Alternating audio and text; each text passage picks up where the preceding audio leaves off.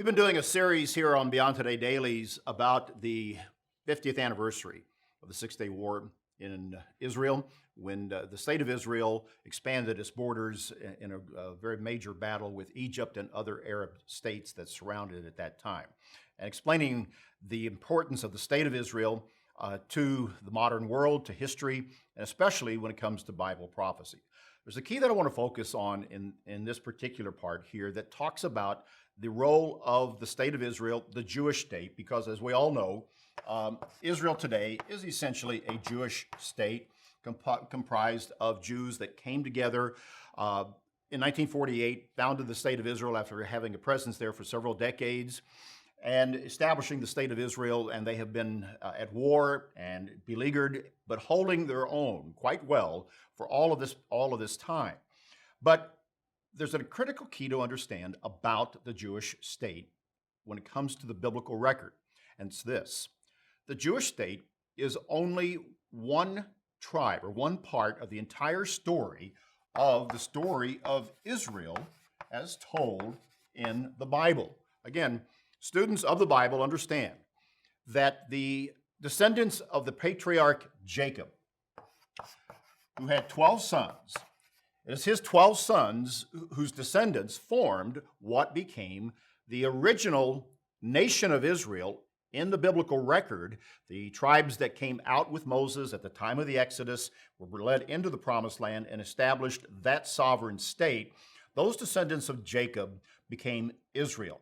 Now, there were 12 sons, there were 12 tribes, they had a confederation, they had a nation, eventually all united under King David and his son Solomon. Afterwards, there was a revolution. The nation actually split. There became a nation of Israel, and there became a nation called Judah in the biblical record. And in fact, we can trace this as we go through the story within the Bible, because there is a scripture in the book of 2 Kings chapter 16 that talks about the distinction between Israel and the nation of Judah. At one particular time, they were warring against one another. They had skirmishes against one another. The Bible record shows us that there's a distinction between Israel and Judah in the days after the death of King Solomon. Now, why is that important? Well, because the nation of Israel eventually disappeared into history. They were taken captive by the Assyrians. They have become known in history as the so-called lost 10 tribes of Israel. However, there are biblical prophecies that talk about the existence of those tribes, Israel, at the time of the end, being regathered. There are other prophecies that point to certain descendants of individual tribes having a modern fulfillment of the promises to Abraham and the blessings that were given through to Isaac and Jacob passed on to the sons of Joseph.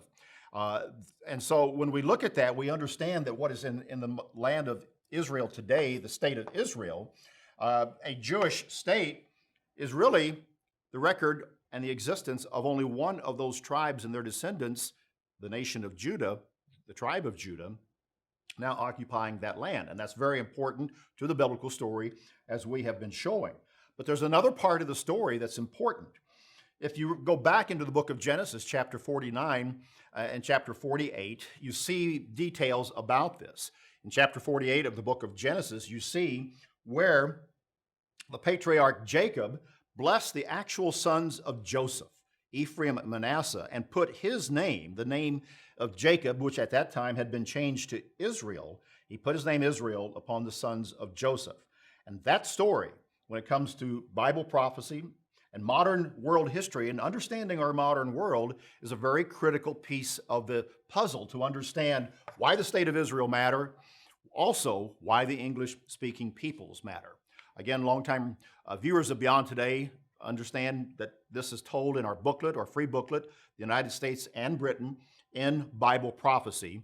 This booklet traces in more detail that story of how and why the English-speaking nations today have inherited the blessings God originally gave to Abraham and have made such a difference, and a very critically important difference in the modern world, and even in their relationship with the state of Israel, with the United States and Great Britain historically. It's a fascinating story that you want to understand. You can get a free copy of that booklet on our website, or just write to us for your own copy of that. But when you put all of this together, you recognize that what is happening with the state of Israel today is part of a much larger biblical story, but it's only one part, and it involves other nations and ultimately all nations in the world, which is what we'll talk about in the next installment on BT Daily.